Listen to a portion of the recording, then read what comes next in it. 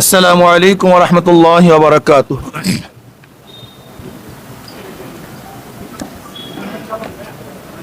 নাহমাদু ওয়া নুসাল্লি আলা রাসূলিল কারীম, আম্মা বাদ। প্রিয় সাংবাদিক বন্ধুগণ,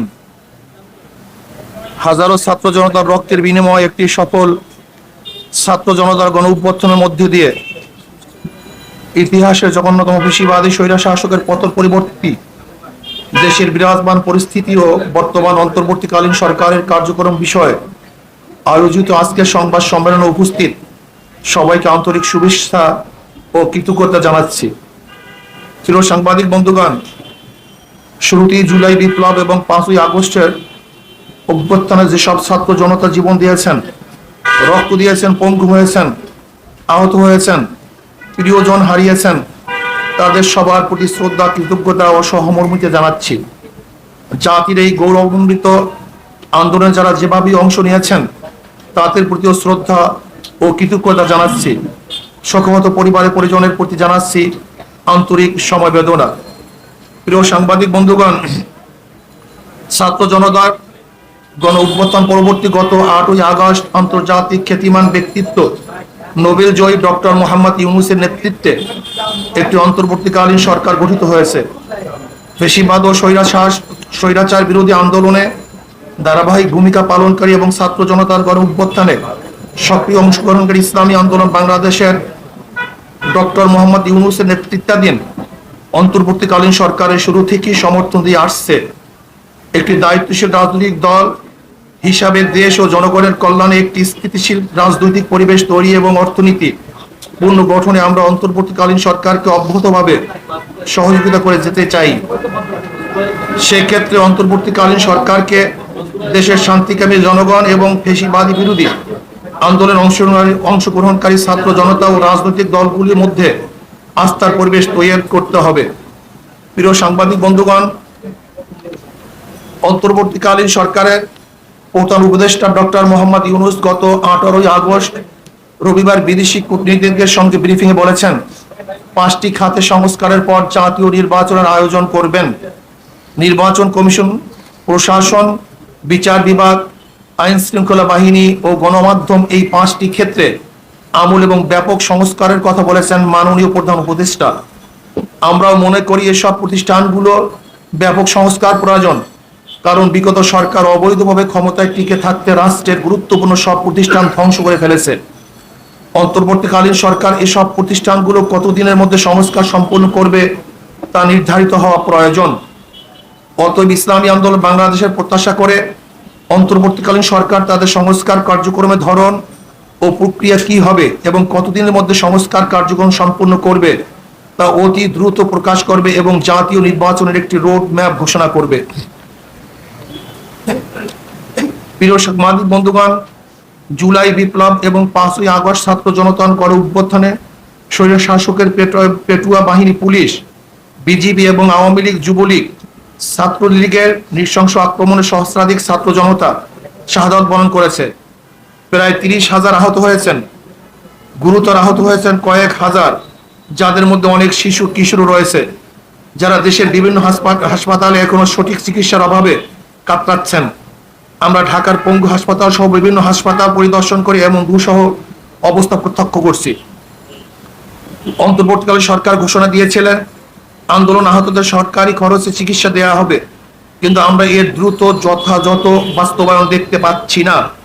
আমরা সরকারের প্রতি আহতদের দ্রুত চিকিৎসার যথাযথ উদ্যোগ গ্রহণের আহ্বান জানাচ্ছি। প্রিয় সাংবাদিক বন্ধুগণ, পতিত ফ্যাসিস্ট ও স্বৈরাচার আওয়ামী সরকার নির্বাচন কমিশন এবং প্রশাসনকে ব্যবহার করে 2014, 2018 এবং 2024 সালের 7ই জানুয়ারি 3টি ভুয়া জাতীয় নির্বাচন করেছে। এসব একতরফা, ভুয়া, পাতানো ও ডামি নির্বাচনের মাধ্যমে তারা তাদের অবৈধ ক্ষমতাকে দীর্ঘায়িত করেছে। যারা তাদের এসব অবৈধ প্রশাসনের নির্বাচনে সহযোগিতা করে আওয়ামী লীগকে অবৈধভাবে ক্ষমতায় থাকার সুযোগ করে দিয়েছে, তারাও সমান অপরাধী। অতএব 3টি অবৈধ প্রশাসনের নির্বাচন পরিচালনাকারী 3টি নির্বাচন কমিশন এবং প্রশাসনের যেসব কর্মকর্তা তাদের অবৈধ কাজের কুশীলব ছিল তাদেরকে আইনের আওতায় এনে শাস্তির মুখোমুখি করতে হবে, যাতে ভবিষ্যতে কেউ অবৈধ নির্বাচনের সাহস না করে। পাশাপাশি আমরা বর্তমান নির্বাচন কমিশনের বিদায় পূর্বক বিচারের কাঠগড়ায় দেখতে চাই। প্রিয় সাংবাদিক বন্ধুগণ, দেশের ইতিহাসের সবচেয়ে বর্বর ও নৃশংস আওয়ামী দুঃশাসন উৎখাতের সংগ্রামের সূচনা করেছে আমাদের গর্ব শিক্ষার্থী সমাজ। তাদের অসীম সাহস, ত্যাগ ও বুদ্ধিদীপ্ত নেতৃত্ব আমাদের গর্বিত করেছে। ইসলামী আন্দোলন বাংলাদেশ শুরু থেকে এই আন্দোলনের সাথে সম্পৃক্ত থেকেছে। 19 জুলাইতে আমরা পরিষ্কার করে জানিয়েছি যে সরকারের পদত্যাগই একমাত্র সমাধান। শুরু থেকেই নানা মাত্রায় ও নানা ধরনের ইসলামী আন্দোলনের নেতা কর্মী এই আন্দোলনে অংশ নিয়েছে। সেজন্য আমরা গর্ববোধ করছি। নৃশংস জালিমের পতনের মহান বিপ্লবের আমরা ভূমিকা রাখতে পেরেছি। আমাদের অনেক ভাই জীবন দিয়েছেন এবং আহত হয়েছেন। সর্বশেষ প্রাপ্ত তথ্য অনুযায়ী ইসলামী আন্দোলন বাংলাদেশ ও সহযোগী সংগঠনের সারা দেশে মোট শাহাদত বরণ করেছে 18 জন, আহত হয়েছে সহস্রাধিক। এর মধ্যে গুরুতর আহত বিভিন্ন হসপিটালে চিকিৎসাধীন রয়েছেন 150 জনের অধিক। প্রিয় সাংবাদিক বন্ধুগণ, স্বৈরাচার শাসনের অবসান হয়েছে। এখন সময় দেশ গড়ার, এখন সময় সাম্য, মানবিক মর্যাদা ও সামাজিক ন্যায় বিচার ভিত্তিক বাংলাদেশ নির্মাণের। তবে এই সুযোগ সন্ধিক্ষণে আমাদেরকে দেশের শত্রু এবং জনগণের শত্রুদের চিহ্নিত করে জাতির সামনে তাদের মুখ উন্মোচন করতে হবে। গণদুশমন, গণহত্যাকারী, লুটেরা, দুর্নীতিবাজ আর ভোট চোরেরা যাতে আগামীতে পুনর্বাসিত হতে না পারে তা নিশ্চিত করতে হবে। সে লক্ষ্যে গ্রহণযোগ্য তদন্ত কমিশন ও স্বতন্ত্র ট্রাইব্যুনাল গঠন করে জুলাই গণহত্যাকাণ্ডের বিচার করতে হবে। একই সাথে গত 16 বছরে সংগঠিত সকল রাজনৈতিক ও প্রশাসনিক হত্যাযজ্ঞ, গণহত্যা, গুম ও মানবাধিকার লঙ্ঘনের বিচার করতে হবে। এক্ষেত্রে যে সকল ব্যক্তি বা সংগঠন দোষী সাব্যস্ত হবে তাদেরকে রাজনীতি ও নির্বাচন থেকে স্থায়ীভাবে নিষিদ্ধ করতে হবে। 2. তদন্ত সাপেক্ষে বিগত বছর সকল দুর্নীতিবাজ ও বিদেশি অর্থ পাচারকারীদের সকল সম্পত্তি ক্রোক করে রাষ্ট্রীয় কোষাগারে জমা করতে হবে এবং বিদেশে পাচারকৃত টাকা ফেরত আনবার উদ্যোগ গ্রহণ করতে হবে। নাম্বার 3, আইন শৃঙ্খলা বাহিনী, প্রশাসন, বিচার বিভাগ সহ প্রজাতন্ত্রের যে সকল কর্মচারী আইন, সংবিধান, শপথ লঙ্ঘন করে অপেশাদার আচরণ করেছে তাদেরকে বিচারের মুখোমুখি করতে হবে। দেশের সংখ্যাগরিষ্ঠ ধর্মীয় জনগোষ্ঠীর চিন্তা চেতনা, অনুভূতির বিরুদ্ধে কোনো সিদ্ধান্ত নেওয়া যাবে না। নির্বাচন কমিশনকে পুনর্গঠন করতে হবে এবং অবাধ, সুষ্ঠু, গ্রহণযোগ্য ও অংশগ্রহণমূলক নির্বাচনের জন্য সংখ্যাধিক নির্বাচন পিআর পদ্ধতি চালু করতে হবে।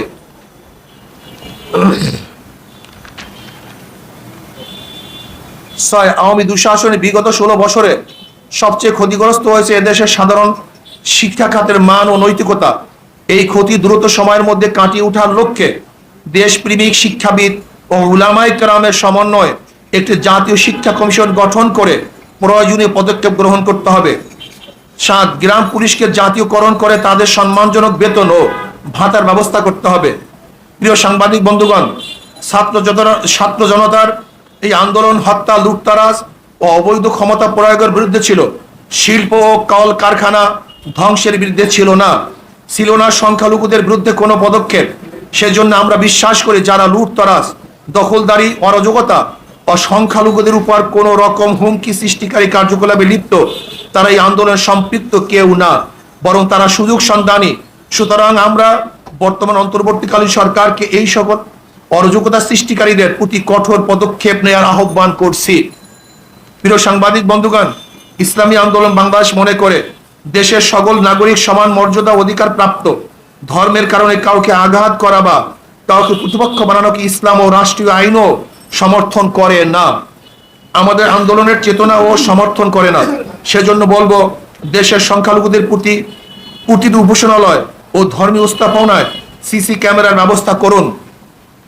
উপরোক্ত লক্ষ্য বাস্তবায়নের জনমত গড়ে তুলতে আমাদের কর্মসূচি 21 থেকে 31 আগস্ট 2024 দেশের সকল জেলা মহানগরে তৃণমূল দায়িত্বশীল সম্মেলন। 2, 1 থেকে 10 সেপ্টেম্বর 2024 দেশের সকল থানায় থানায় গণসমাবেশ। প্রিয় সাংবাদিক বন্ধুগণ, পরিশেষে আমারও গণ অভ্যুত্থানে জীবন দানকারী ও আন্দোলনে সম্পৃক্ত সকলের প্রতি শ্রদ্ধা জানাচ্ছি। আল্লাহ হাফেজ।